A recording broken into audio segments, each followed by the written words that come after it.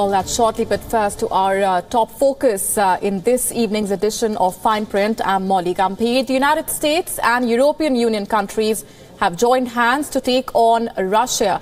Over 100 Russian officials have now been expelled in a coordinated response to the UK spy poisoning case. The US alone has expelled 60 Russian diplomats, among them officials working at the United Nations. The US claims they are all spies.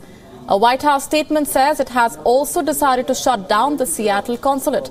Besides the US, Ukraine, which is not an EU member, is throwing out 13 Russian diplomats. Germany, France, Canada and Poland have expelled 4 diplomats each, while Lithuania and the Czech Republic have thrown out 3 Russian diplomats each. Italy has asked 2 Russian officials to leave. Lithuania had banned 44 Russians as well from entering the country.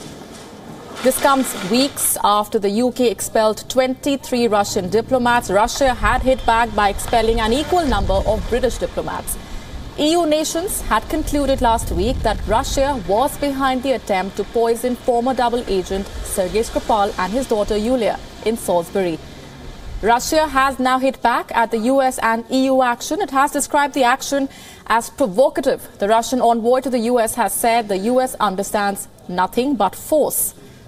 The UK, meanwhile, has expectedly welcomed the move. The British Foreign Secretary Boris Johnson tweeted, and I'm quoting, "Today's extraordinary international response by our allies stands in history as the largest collective expulsion of Russian intelligence officers ever, and will help defend our shared security. Russia cannot break international rules with impunity."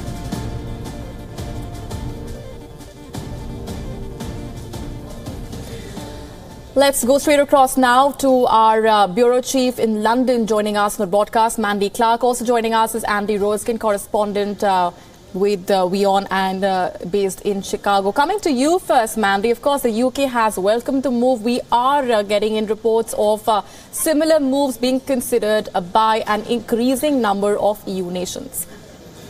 You know, what's really telling is that Russia probably didn't expect this response.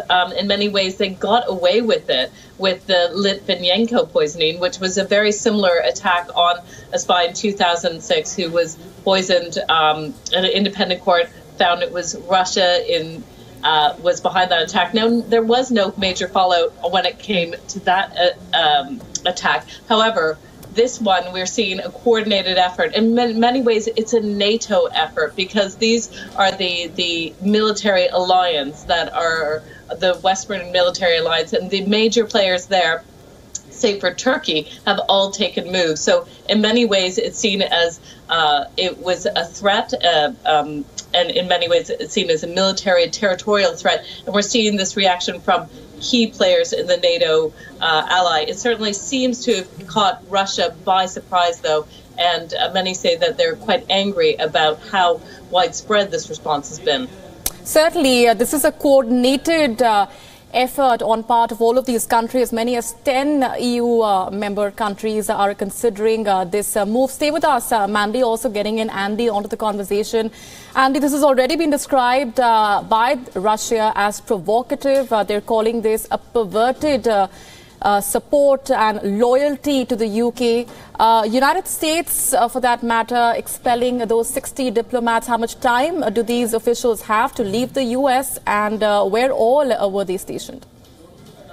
That has not yet been made clear, how fast they have to get out of the country, but we know that of these 60, 48 were based in Washington at the Russian consulate there, and then another 12, I believe, at the United Nations based in New York. So that is happening for those 60 Russians getting kicked out. Also, the Russian consulate in Seattle is being closed. Now, the reason that one is being closed in Seattle is because U.S. authorities say that that consulate is awfully close to a submarine base and also close to Boeing, the airplane maker. So the U.S. had concerns that Russians might be doing some not so good things in relationship to those buildings, the submarine and the Boeing as well. The U.S. did release a statement today saying that today's actions make the U.S. safer by reducing Russia's ability to spy on Americans and to conduct covert operations that threaten America's national security.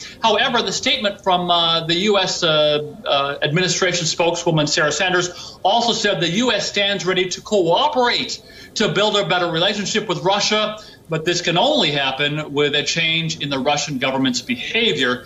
The big question, of course, is what will Donald Trump say? A lot of people have criticized him for his refusal to point out Vladimir Putin. However, a senior administration official is telling the media here that this decision to kick these Russians out was absolutely Trump's decision himself. Right. Where does this leave the U.S.-Russia relationship, Andy, which, of course, has been going through a tumultuous phase over the last few weeks, to say the least? Yeah, and that's the big question. At this point, it's been sort of all over the map. You know, the United States has taken some tougher sanctions against Russia. But President Trump himself, his critics say, look, why aren't you out there forcefully criticizing Vladimir Putin for all this? Why are you not more forceful about this? While his administration has been taking some of these steps, he has said, and his supporters have said, well, you know, it's like that old saying, keep your friends close and your enemies even closer. He has said that it's important to have good relationships, to build relationships, even with Vladimir Putin. However, his critics have said, no, you need to be much tougher on him. So the big question is, will Donald Trump come out and say something publicly to really hammer Vladimir Putin for the actions of the Russians? All right, we're going to leave it there for the moment. Mandy Clark and Andy Rose, going to appreciate very much you joining us in the broadcast. This, of course, is one of the many fallouts of the spy poisoning row. As many as 100 Russian officials have now been expelled from multiple countries, and similar moves are now being considered by other countries across the European Union as well.